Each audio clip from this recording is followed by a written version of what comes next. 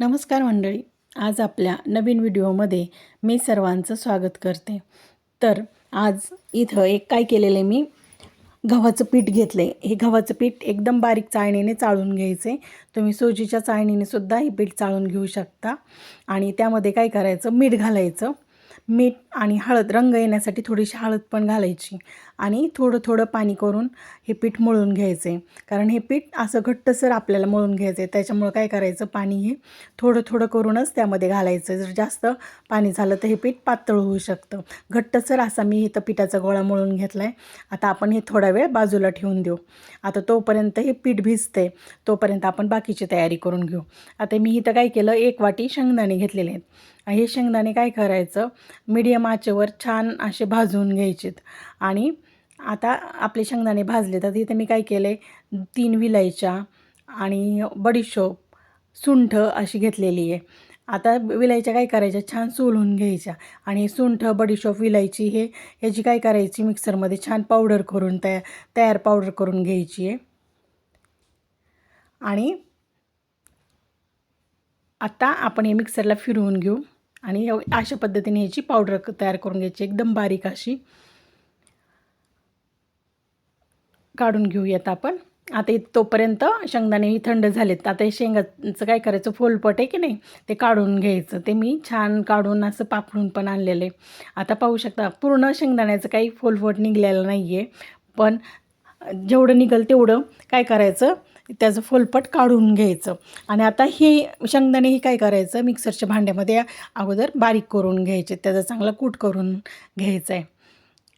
आता त्यामध्ये आपण 1 वाटी शेंगदाणे घेतले होते की नाही, तर पाऊण वाटी गूळ घ्यायचा आहे।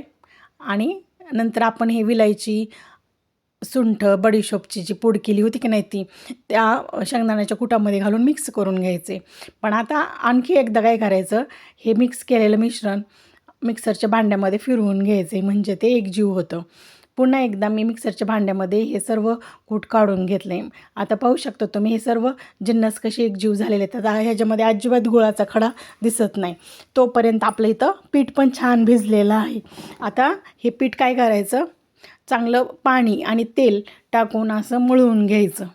आपण पुरणपोळीला जसं पीठ मळून घेतो की नाही, अगदी तसं। आतापर्यंत तुमच्या लक्षातच आलं असेल की आपण आता आज काय करणार आहोत, तर आपण आज करणार आहोत शेंगदाण्याची पोळी। ही शेंगदाण्याची पोळी खायला, मुलांना खायला द्यायला खूप पौष्टिक असते। शिवाय आपण ह्याच्यामध्ये ड्रायफ्रूट्स पण घालू शकतो, अगदी बारीक करून।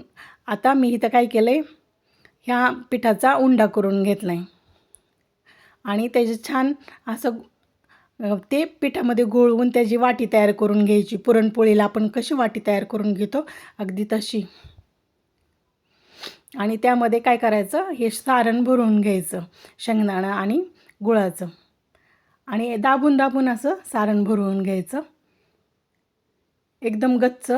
आणि मग त्याचा गोल असा उंडा करून घ्यायचा, एकदम छान तोंड मिटवून घ्यायचं त्याचं, एकदम कुठंही अशी चीर दिसता कामा नये।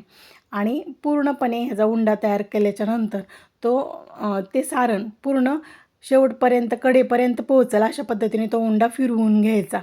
आणि तो छान पोळपाटावर असं अलगद हातानं पुरणपोळी आपण कशी लाटतो, अगदी त्या पद्धतीने लाटून घ्यायचं आहे। आता आपली इथं पहिली शेंगदाण्याची पोळी तयार झालेली आहे। आपण आता हिला काय करू, भाजून घेऊ। इथं गॅसवर तवा मांडलेला आहे, तवा छान गरम झालेला आहे। त्यावर मी अगोदर काय केलं, तेल घातलं की जेणेकरून आपली पोळी तव्याला चिटकणार नाही। अशा पद्धतीने उलटी पालटी करून ही शेंगदाण्याची पोळी मी इथं भाजून घेतलेली आहे। आता त्याच्यावरून आपण त्याला तेल लावू, तुम्ही तूपही लावू शकता। दोन्ही साईडने मी इथं तेल लावून घेतलेलं आहे।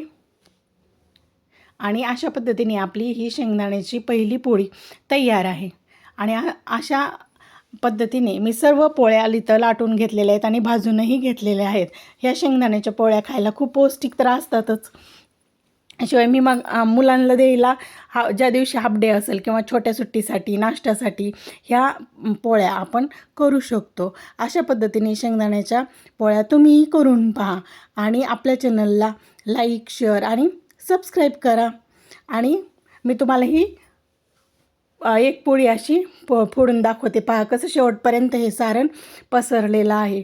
ही शेंगदाण्याची पोळी तुपासोबत खायला खूप छान लागते. बाय.